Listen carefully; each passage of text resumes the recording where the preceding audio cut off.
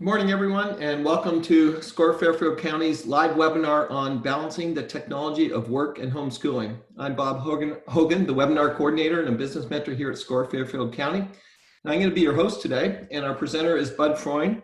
More on Bud in just a minute, but first some brief information on SCORE. SCORE is a national organization with over 11,000 volunteers across the country, and we are part of the Small Business Administration of the federal government. And locally here at SCORE Fairfield County, we have over 130 volunteers with a wide range of industry process and subject matter expertise.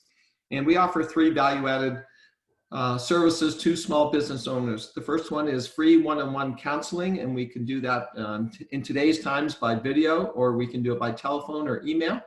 And you can access that by clicking on the link that you see on the screen right now for one-on-one mentoring. Or you can go to our website, fairfieldcounty.score.org, and click on Request a Mentor. We also offer educational workshops and webinars like this one, over 150 during the year. And lastly, we offer extensive resources on our website, including access to subject matter experts that you can get on a various range of topics. Our next live webinar will be actually tomorrow morning at 8 o'clock when Bud Freund will be covering the topic Tech Tips and Security Precautions for Restarting Your Business from Home. And you can find more specifics on that on our website, fairfieldcounty.score.org. And when you're on our website, you can also access a large number of on-demand webinars that cover a wide range of business topics that may be helpful to you. We have set aside time for Q&A today, and Bud will address that at the end of his presentation. So if you have a question, you can please use the chat window at any time during the presentation. And if you hover your mouse on the bottom or the top of your screen, you'll see a chat box there that you can bring up. The webinar is being recorded, and we will end it sharply at 9 o'clock to respect your time. And you'll be able to access that recording within the next 48 hours or so on our website. It's now our pleasure, my pleasure, to introduce our speaker, Bud Freund. Bud is a self-employed parent who has worked from a home office for over 40 years. His clients include schools where he manages their IT and teaches, as well as small businesses. For SCORE, he volunteers on the webinar team and speaks often about technology subjects. I'll now turn it over to Bud Freund. Bud, all yours. Thank you, Bob, and thank you all for joining us. One of the things that we're curious about is whether you find this to be a good hour of the day for webinars or if it's torturous. So please let us know about that. We'd certainly like to hear whether this is a good time slot or not. Before I dive too deeply into the technology of things, one of our other presenters, attorney Cliff Enico, will regularly do a disclaimer, and when I do my presentations to parents, I like to put up a few disclaimers because these are suggestions and considerations, and some of them may work for you and some of them might not. So please take that as you see fit. Wanted to also try to explain that I'm going to try to keep this as simple and plain English as possible, because if it goes over your head, throw a question, we'll get it answered for you. If you leave without understanding, that's not the job here. We're in an incredibly unusual time, and with that in mind, a few unusual quotes to go with it. The first thing I wanted to talk about is the fact that my home office is underneath the kitchen, and there are times of the day when I think that Babar the Elephant King and his entire entourage have come to visit on pogo sticks, and it's incredibly tough with that noise going on overhead. And because there's a lot of social issues that are part of this home situation, part of what I did to prepare was to listen to several webinars by Dr. Rebecca Hirschberg. And if you go to that website, she's got 2 free PDFs you can download that provide some really good insights. And along the way, with doing a lot of reading, it's important to understand that we're all in this boat together, and everybody is feeling the difficulties of doing these things. One other point I want to raise is that I don't read my screens, and the good news about webinars, once they are posted on our website, is that as you go through, you can freeze frame to get additional information. That bit.ly at the bottom there is a link to the 18-page document that Connecticut released that outlines how higher education can reopen. And I'm going to talk a little bit more about bit.lys in just a little while. As I said, we're in this incredibly unusual situation right now. And while your home may be working properly, you may know of a home that is not. So please understand that we've got the phone numbers for people who may be able to offer help in the top left corner. These, by the way, are my notes from Dr. Rebecca's webinars. And as I've said before, I don't read my notes very often, but the one thing that's really important to understand is that where before you might have been a parent and a working professional, now you've also become a teacher, and all of these things we're doing are starting to carry the same amount of weight in what we do. So that prioritizing is going to become very important to keeping domestic life calmer. One other page of stuff here to just bear in mind. If you are looking for ways to occupy your kids, those 3 websites are recommended. Outschool.com charges between $7 and $10 for a class, and they'll keep your kids engaged in an art project, or if they're younger, it might be reading a book. Part of what I try to address is that we've got children of all ages that we're trying to address these issues with. And unfortunately, at all ages, they will start to tell you that when you become a parent, you start to impose some rules and start to get really mean. And unfortunately, part of what we have to address is this need to understand our obligation as a parent. Now, the bit.ly you're looking at here is to a 140 document bibliography that I've been building over the years. And all of the articles have 2 things in common. The first thing is that they all address some aspect of the risks and dangers of minors and technology. And the second thing they all have in common is that none of them states that a minor cannot enter into a legally binding contract, which makes their online behavior our responsibility. And before you discount that as something that's not such a big deal, please understand that the law in the state of Connecticut for underage drinking in your home could be as much as 10 years in jail. And understand as well that laws all around the country are changing. That $750 bill on the left is a law that may be passed down in Pennsylvania. And the other article about the I think it's 350, my screen's slightly blocked here with a chat window. That's up in Wisconsin. So people are taking this stuff seriously now and starting to change the rules of behavior. So, few things that we're going to cover today. And as I said before, the wonderful thing about posting this as a webinar is that you'll be able to go back, freeze frame, and capture various areas if it goes too quickly for you. And as you see there, the theme for today is the golden rule of technology, which is I've got the gold, so I make the rules.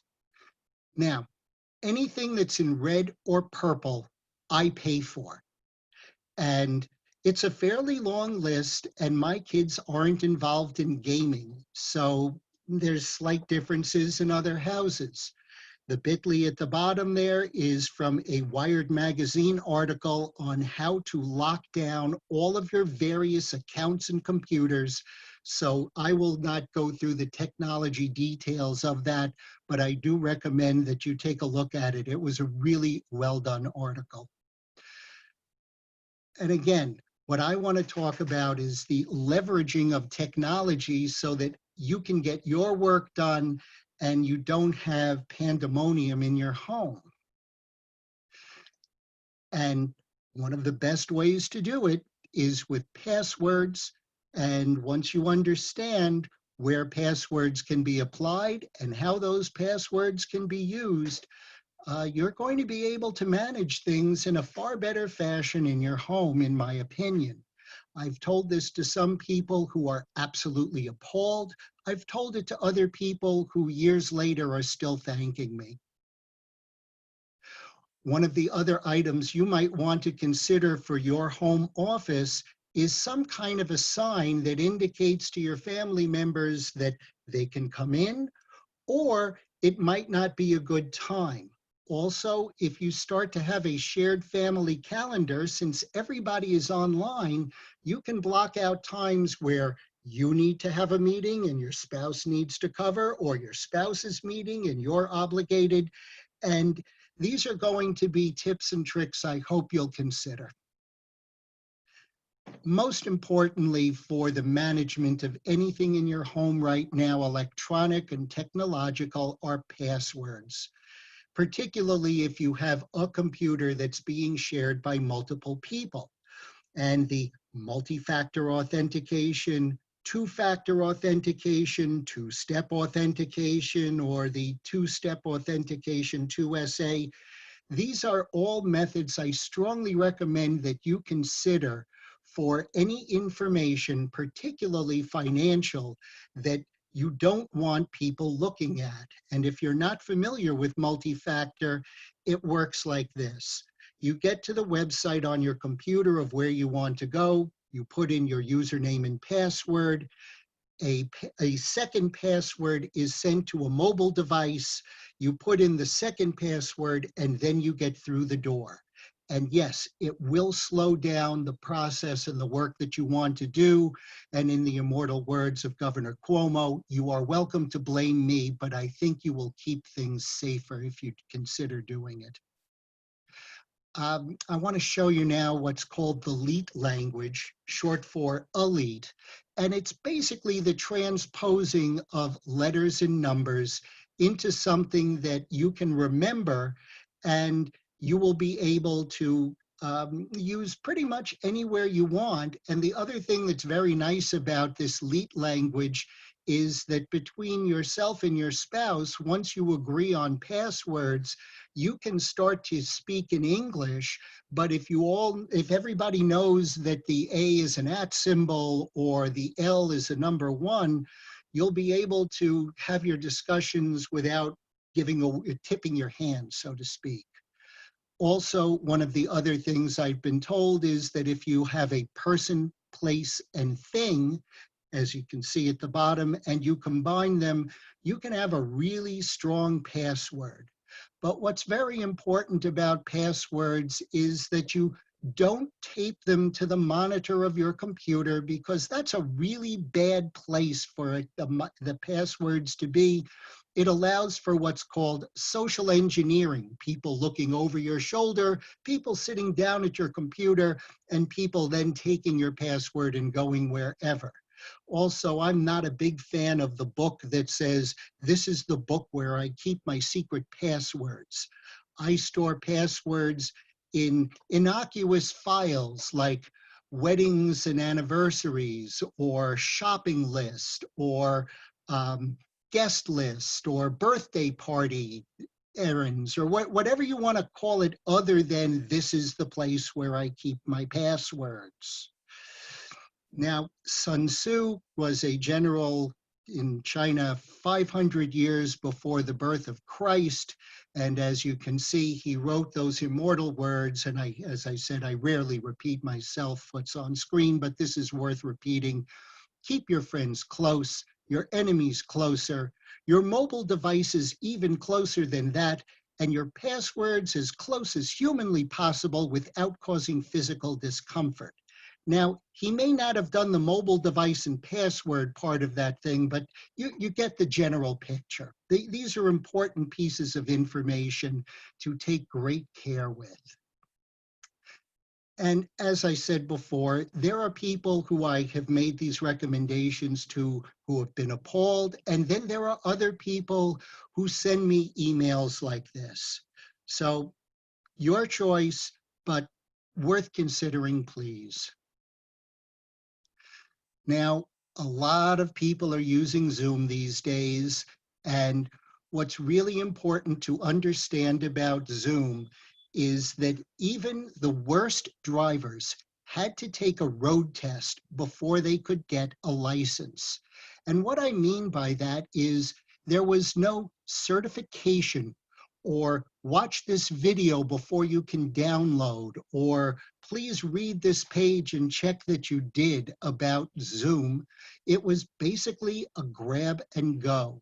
And you would think that after Cambridge Analytica stole the data of 87 million people on Facebook in 2016, we would have been a little bit more cautious about the next big free thing. Now, the bit.ly you're looking at there is to a blog post on Zoom that was done back in March, indicating their recommendations for safe usage. And I'll review a couple of them here because they are important. First of all, you can change your name in the attendee or panelist window of Zoom, and I recommend using not your full name because that becomes a traceable item by people who might want to grab it. If you are concerned about the safety of your webinar, I recommend using a unique address each time rather than a recurring event, because what Zoom does is to send the password in the same email as the webinar link, somewhat defeating the purpose of two-step authentication, where you log in on one device, you get the information on another. Finally, if you log into your Zoom account, you go to settings on the left-hand side, scroll through the list of items and turn off the annotate, or in the case of the school that I work at, we have turned off the chat because we've seen some rather unusual commentary coming from kids. All of this is controllable, but you do need to take some time to do it. Now, in getting to devices and accessories and things that I think you might want to consider, there's no right or wrong to this stuff. There is simply what works and what doesn't work for you. And with that in mind, of course, there could be effects on your bank account, because I'm going to suggest spending money, and you may not want to spend as much money as I suggest. But first of all, I want to talk about this everything thing that we're all using right now. And it really is everything. It's communication, written, visual, and verbal. It's banking, billing, and investing. It's research, recreation, and right now it's education. And we put a huge dependence on this. In fact, I'll bet you never thought you'd see the day that this gizmo in your house would be as important as your refrigerator or your stove. But it is now an integral part of your infrastructure. And because of that, it's important to be very cautious with it. So let's talk about these bit.lys. And before we go into bit.lys, that little box down at the bottom is called a QR code. And I don't know any human being who can read that.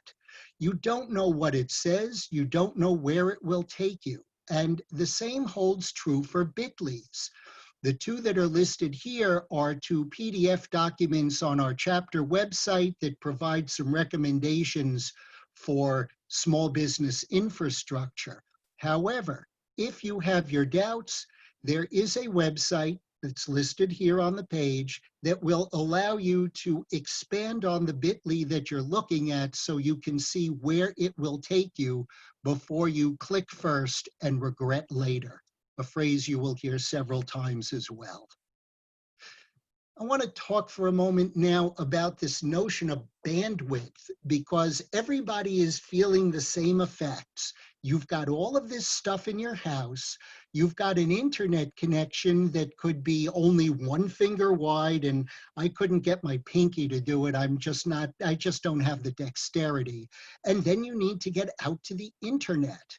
Now, I use Optimum Online, and I can tell you that the base Optimum program is a 100 megabit per second program.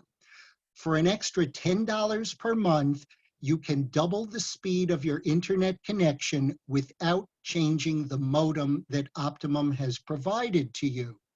If that's not fast enough for your family members, then you can spend $20 a month and get 3 times as fast. However, you will need to have somebody from Optimum come in to replace your modem, and you can go up to 400 megabits a second at additional cost again, and that modem would also need to be changed.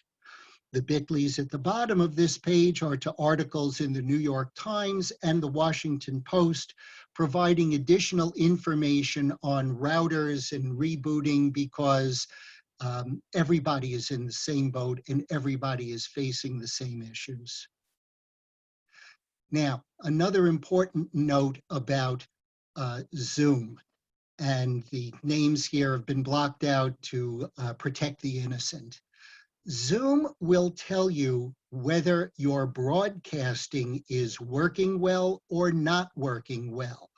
And as you can see from my big red arrows, this fellow who's doing a music class was broadcasting under low bandwidth. You can see it in the bottom left corner as well. The engineering of Zoom is really smart. They keep the audio running smoothly, and they start to rasterize the video. So if something starts to look herky-jerky as you're having a meeting with someone, this could possibly be the explanation, and you'll have a pretty clear idea of what's going on if you look around the screen.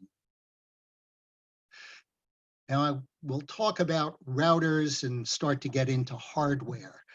I have a MyMesh network router. It's a product coming out of China. I got it on Amazon. I have been enormously pleased, and the easiest way to think about a wireless mesh network is that it's overlapping bubbles.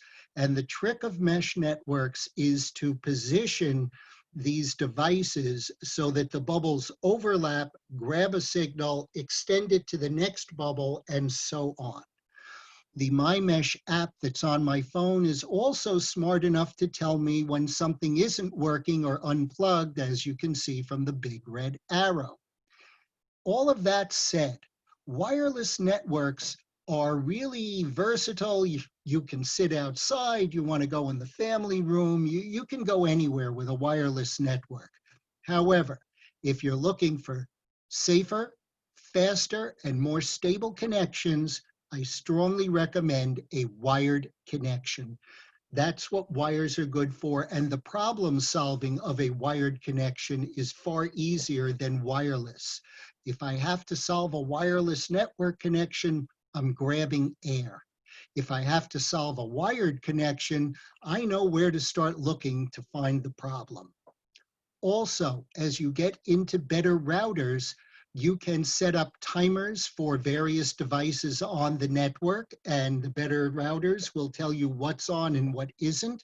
And it's quite incredible to realize that with the people in my house, there's 32 items on my network, and it just keeps growing.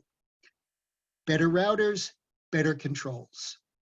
As for hardware, if you get a newer router, it's going to work better than your older router. It just might be time. And in today's situations, it might be worth the investment. Also, when it starts to come to things like computers or laptops, or possibly even tablets, consider refurbs. And again, a company like Tiger Direct does great refurbs and at reasonable prices, but understand it's like buying a used car. So buyer beware and proceed with caution. Few devices that may help your cause. First off, I am a huge fan of the Bluetooth keyboards that I have because it will allow me to use either my mobile phone or my tablet with a keyboard, and I could write a report on the tablet with the keyboard. I've done it in a parking lot. Nobody knows where you are, and they work really well. You can find tablets. I think the Amazon Kindle tablets now are in a $50 price range. A Bluetooth keyboard is about 20 bucks. You can get Zoom onto these tablet devices, so your kids can now attend their classes on an inexpensive device. With a keyboard, they may be able to get their homework done. If they're using Google Docs and they're online, this may be a really low-cost solution for you. In terms of efficiencies, whether Mac or PC, get a 2-button mouse, because the right mouse click on the 2-button mouse will give you all kinds of menu choices that will just help your efficiency and allow you to move faster. Also, if you have older computers, you can go to Ubuntu, I think it's properly pronounced Ubuntu, and download a Linux operating system that you can install onto an older computer, and now you can get a new computer in your home. You may need to purchase a monitor for it, but Ubuntu is not Windows and it's not Macintosh. It's a Linux operating system, which is somewhat impervious to all of the viruses and garbage that's thrown at Windows computers. It will allow for Firefox, it will allow for Chrome, and you can get online and you can do what you need to do. Multifunction printers will allow for the scanning, the copying, and the printing of documents that you may need. And it's these days, it's not so much about the razor as it is about the razor blades. The ink is very costly to keep redoing, but the capabilities of multifunction printers are very important these days for all the things we need to do. USB and external drives are places to do backup storage. I'll talk more about that both later in this presentation and tomorrow. And if you are working, I am a huge advocate of 2 and 3 monitor setups, and I want to show you the best one I've ever seen, which is from Belinda Wasser at Rocket Girl Solutions, who's done some work for our chapter. And all 3 of those monitors are connected, so she can move between multiple screens. It really does help for your efficiency. Another item to consider, if you're trying to watch the hours on your cell phone, you can turn on Wi-Fi calling, whether with Verizon or AT&T, if you go into your settings. And now, instead of burning hours on your data plan through Verizon or AT&T, you're basically doing what's called voice over IP, and it will allow you to save some money on one side, but again, it will start to tax your home network. A few items to consider for that monitor and computer that you're using. Rather than a picture where icons can get lost, I'm a very big fan of just a plain neutral background. I think they're really useful for just finding things and getting work done. If you are sharing your computer with other people in your home, please be sure to have passwords on all of those accounts. Microsoft Power Toys allows you to start using that Windows key, the key with the 4 squares on it. And if you hold that down after installing Microsoft Power Toys, you start to get quick key combinations. Specifically, that's my toolbar at the bottom, or right there in the middle. And Toolbar number 2 is to Outlook. Toolbar number 3 is to Evernote. And if you hold down that Windows key after installing PowerToys, you can start to use key commands, which are far faster than the mouse. If you've got a cosmetics thing, Velcro will get your wires under control. And most importantly, I use Bitdefender as my antivirus, and it is the white B in the red box underneath the red arrow. If that white B turns red, I know there's a problem. So it is really important that I be able to see that Bitdefender icon at all times. So the way to do that is to, sorry, people are talking to me. The way to do that is to click on the up arrow underneath my blue arrow and click and drag your icons onto the toolbar, and you will be able to see them at all times. So, what other things to consider? Just as you heard, there's all kinds of devices that are listening to us, and you may not want them to be listening to you, so you may want to either delete what's been said or turn them off when you're having certain conversations. Also, if email is the lifeblood of your business, be very cautious as you read emails. Please go slowly through your emails. I will show you in just a few moments. The amount of phishing and spear phishing has increased exponentially. Also, rather than this flurry of emails that we're all doing these days, it might be worthwhile now to make a phone call and have some social interaction. Also, for the organization of email, whether you are in Gmail or Outlook, create folders, and in Outlook, you can create rules. So as advertisements come in, you could make what are called if-then statements. If advertisement from grocery store, then put it in the advertisement folder. In Gmail, they're called filters, and you can do pretty much the same situation. Takes a little time to get used to. It also will require your scanning that list of folders that you've created to be sure that you don't miss anything. Also, when it comes to unsubscribing so that there is less stuff attacking your email inbox, I recommend doing it from a mobile device because there are fewer viruses and garbage attacking the iOS and the Android operating system than Windows. And in order to find that unsubscribe button, whether it's in your email on a computer or the same email on your phone, scroll to the bottom.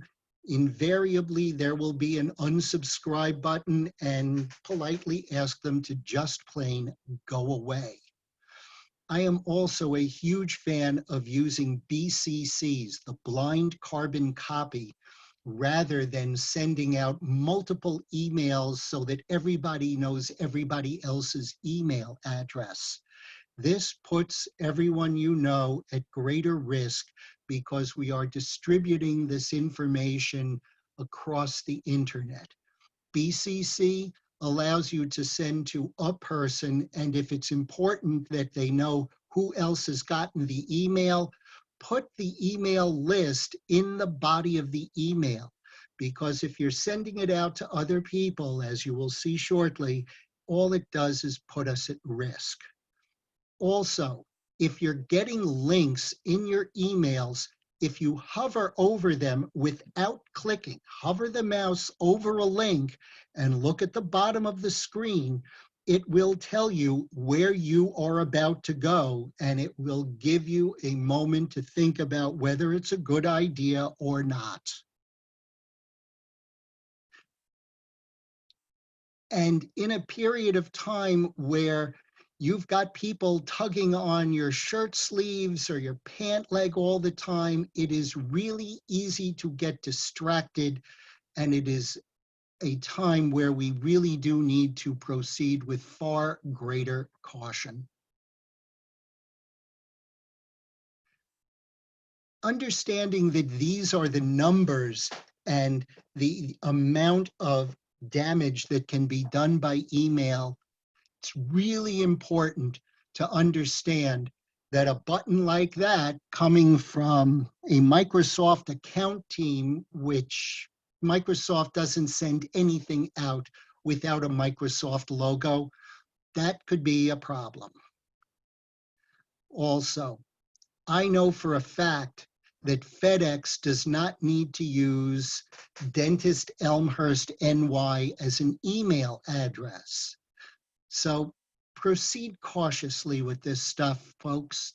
This is the place where people are trying to gotcha the worst. My favorite example, and unfortunately or not, there's a few more. I got an email from the director of the FBI who was using his Polish email address to tell me that there's $1.5 million waiting for me if I go to the only Western Union post office in California and I email Betsy Holden at her Gmail account. We skipped over all of this. Don't do anything stupid. Okay, Wells Fargo does not need Comcast as their email address, and make up your face from Czechoslovakia is not going to be a good link for me to click on.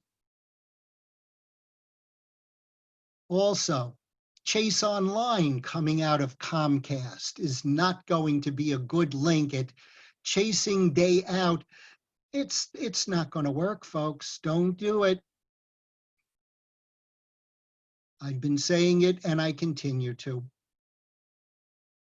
Also, just because you've got antivirus on a computer does not mean that you cannot pay attention.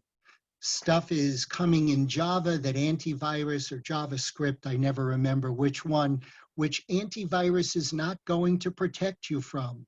You still need to be very cautious about the items that are coming through your door. As I mentioned earlier, I'm using Bitdefender. I think it's a really good product. It was written up twice in 1 week in the New York Times from a recent Consumer Electronics show. For home use, it is free. Just be cautious as you're doing the download. They will try to keep pushing you over to the paid subscription. Another piece of software I'm a huge fan of is Super Anti-Spyware. The name is really silly, but as you can see, it will find a huge amount of garbage on your computer and it will help to keep it clean and safe. Backups are a really important aspect of keeping your computer working well, and I am a huge fan of what's known as the 3211 backup program, which is put your data in 3 different places, 2 different media, one of them off-site and one of them offline. Now, the 3 places can be your computer, a thumb drive or an external hard drive, and then a service like Mozy, which is owned by Carbonite, or a service like Datto, who have been absolutely fabulous on some recoveries that I've had to do recently. The 2 different media, that external drive, and the Mozy Carbonite Datto type of thing. One of them off-site. Mozy, Carbonite, and Datto are all off-site backups.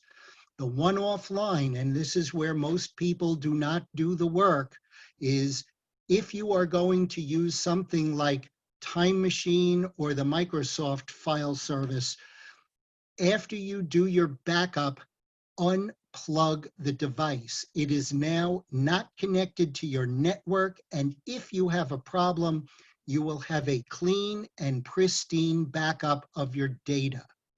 Also, it's really important to understand that in the unpaid versions of Dropbox and OneDrive and Google Drive, they aren't backups. They are online access. They are not backups.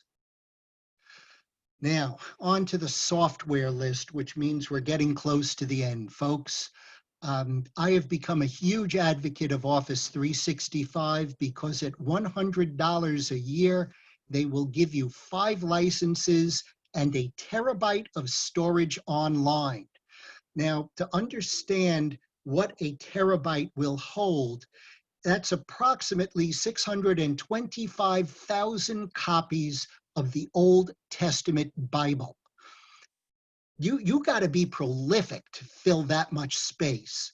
So great offering, and they will constantly update for you. That's the first item. Also, if you put on autosave in Word, Excel, and PowerPoint, they are constantly saving versions of your file, and you can roll back to older versions. That's one of the advantages of paying $100 a year for Office 365. OpenOffice is a free Microsoft Office suite option, and it works well. However, if you don't make the proper changes, you will send a document to someone who will not be able to open it. Google Docs, Sheets, and Slides, again, it's a free offering. However, if you get into G Suite, they add a few capabilities. If you buy an Apple computer, Pages, Numbers, and Keynote come with your computer. But again, if you email an Apple Pages document to somebody who is using Microsoft Word, you need to remember to change it. I am a huge fan of Evernote, and in the free version, they will reset your 60 megabytes of monthly storage, just like your cell phone service. I pay for Evernote so I can get a few added features, but again, 60 megabytes of space every month is 37.5 copies of the Old Testament Bible. It's a lot of written space. The thing I like about Evernote is I can start a document on my phone or my tablet. I get to my computer, I can finish it, select, copy, paste it into an email, and send it out the door. Also, right now, Adobe Creative Cloud for students is they're waiving their fees, so you can have Photoshop, Illustrator, Lightroom, Premiere, and while we're in the current situation, it's free for kids to use and to learn, and they're great pieces of software. Brave, Chrome, Firefox, Edge, these are your browsers. I'm not a huge fan of Edge, although there are some websites that have been built specifically to be used inside of Edge. Brave is a trackless browser. They are not tracking anything you do.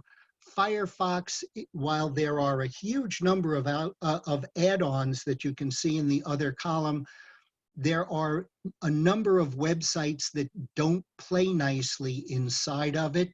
And as we are learning more and more, if you go into Chrome, whatever you're doing is being tracked, so proceed cautiously.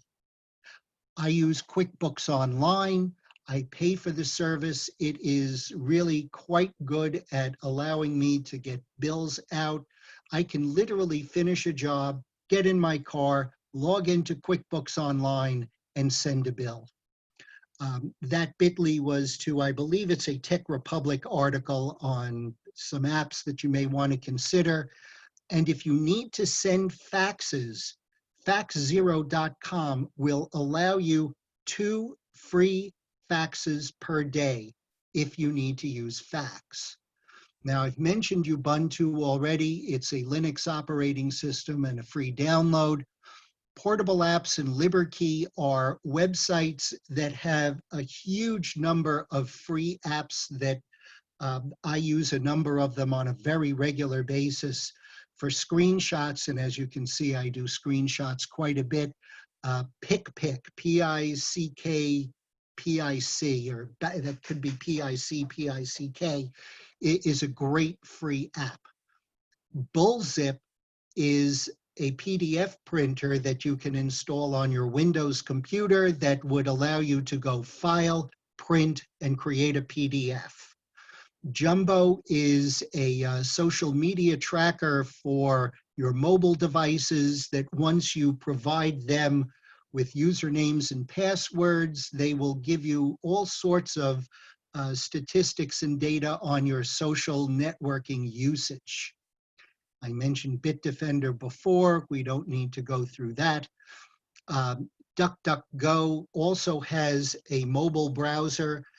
Their privacy essentials are a search engine that does not track you, unlike Google. Colorful tabs are something I use regularly. I'm visual. I can see different colors very easily.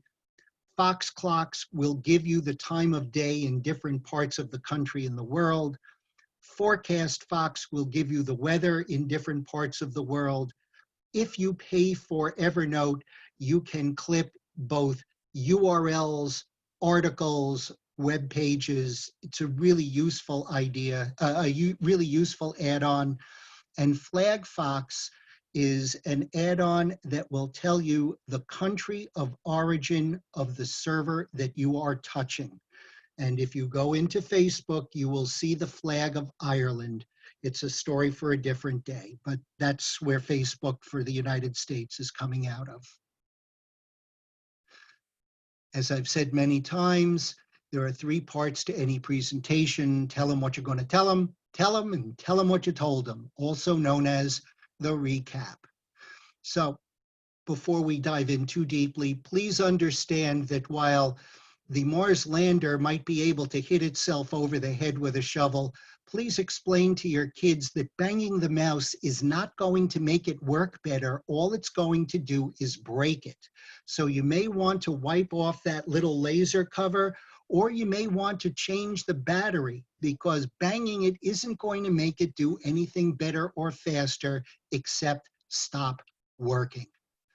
Now, keep in touch with your family, because while this computer stuff is really important, that check-in with the other people there, and it doesn't have to be for a very long time, helps to keep everybody tuned in to what everybody else is doing, whether it's a morning meeting or the electronic free dinners. It's just a brief check-in time so everybody knows that there's someone else around as well. You got to stay smarter than the people who are trying to outsmart you these days. I've mentioned this freeze frame, that this will be available for review later on. A couple of parting shots here. In case you need to build a pillow castle with your kids, IKEA has provided the details. And on a personal note, before I will be wearing that fedora at any outdoor cafe, I will tell you that I plan to be doing takeout and cooking. So, with that said, is there anything that I can answer for people? Great, thanks, Bud. We will use the remaining time for Q&A, and we'll take as many as we can up to 9 o'clock. So again, if you want to submit a question, you can use the chat feature. Just hover on the bottom of your screen. You'll see an icon called chat. You can click on that and submit a question there, and we will take as many as we can. But maybe while we're waiting for some of the questions here, I just had one. Could you elaborate a little bit more on your comment on the backups, like Carbonite and Datto versus the cloud systems like Google Drive and OneDrive, as to why they're not compatible? Well, the Google Drive, OneDrive, Dropbox, Box, these are all services that are online.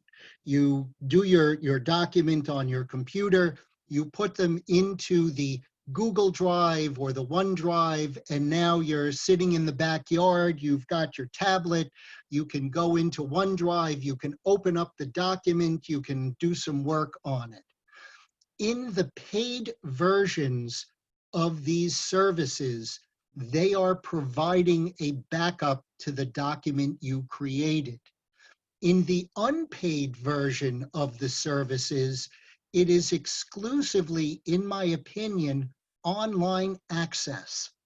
I have had to jump through hoops to get recovery of documents where there was malware on one computer, two other computers were connected to the Google Drive, and the next thing you know, you've got 3 corrupted computers. So if you had an offline backup, and I'll go through that detail in just a moment, from an offline backup, you have something that is not corrupted.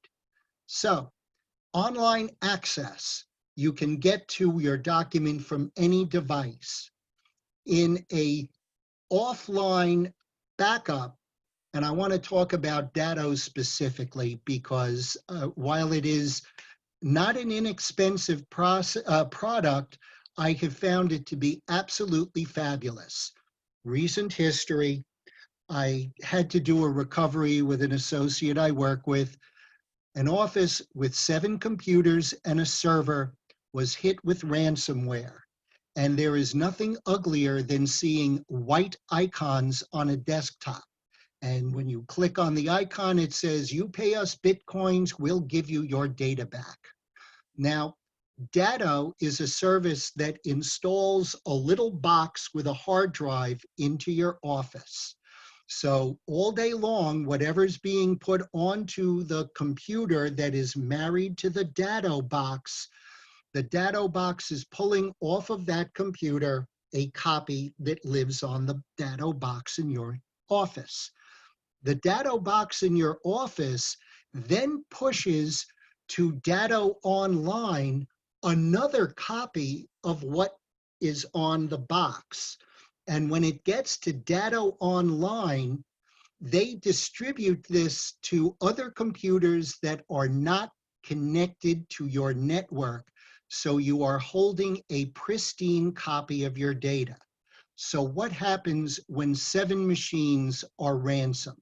First of all, you rebuild 7 workstations from 0. You rebuild your server from what's called a bare metal install. Now, the bare metal install actually comes from Datto. So once you've told Datto we had a corruption, Datto says, okay, wipe your box so that it's at 0. We need you to type in this set of instructions. And now from the Datto deep backup untouched by human hands comes a clean copy of whatever your server looked like. And now your data comes down back onto the server, and the restore is in about an hour to 2 hours, depending upon the quantity of data. So that's the first thing that Datto does. The second thing that Datto does is to allow you to be sitting at home, log into a browser, Firefox, Google, Chrome, Edge, whatever browser you're using, go to datto.com, put in your username and password, and get to whatever computer you have backed up on Datto online. Continue to work as if nothing had ever happened. The data is being integrated with whatever you're doing.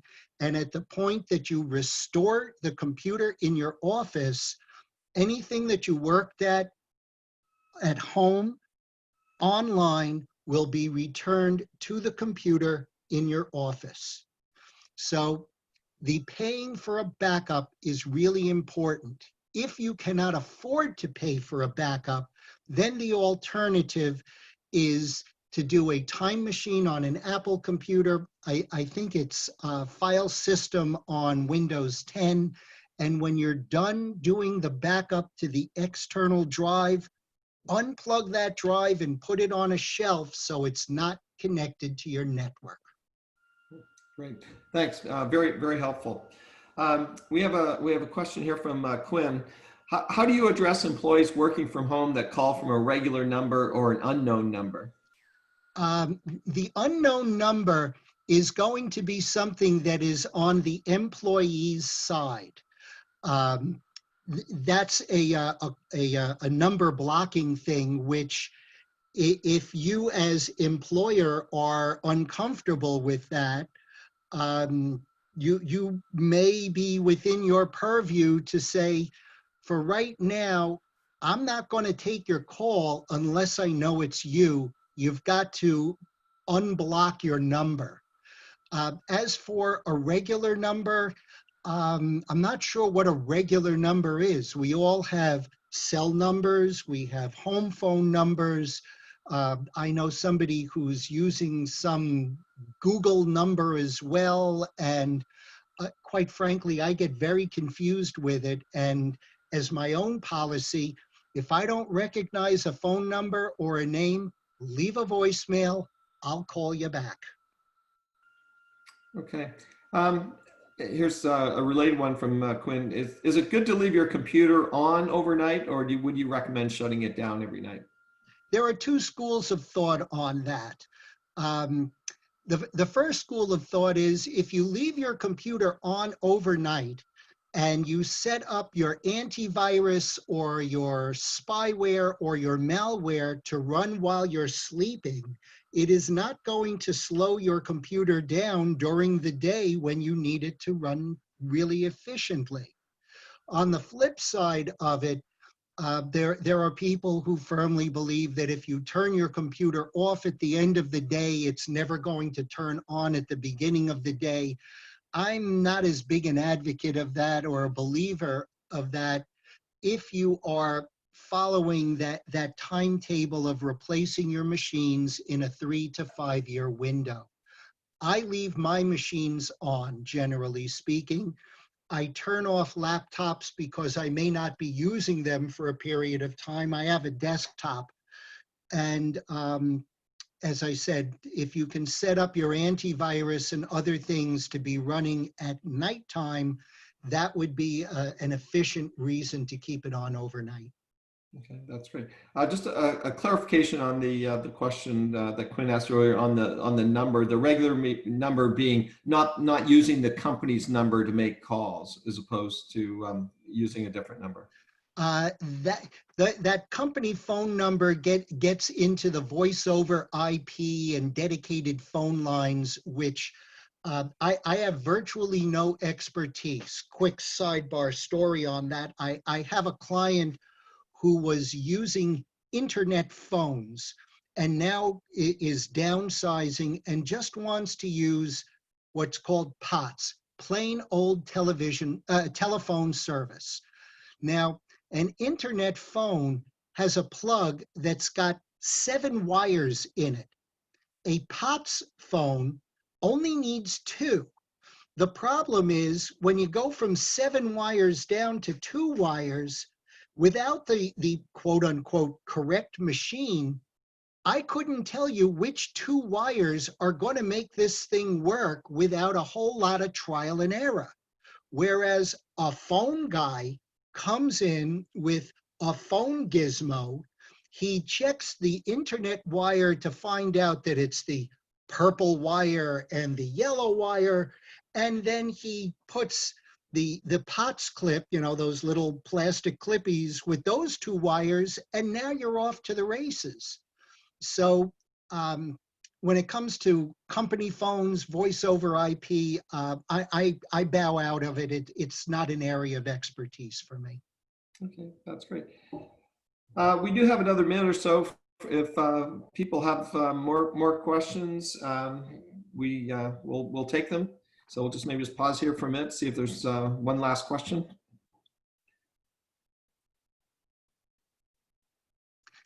Any contact info in case anyone has a question, please feel free to follow up.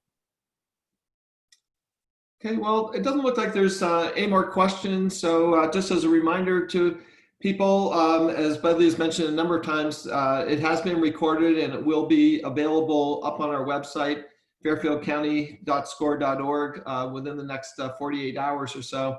And our next live webinar is actually tomorrow morning on Friday, the 29th, when Bud will be back to cover the topic tech tips and security precautions for restarting your business from home.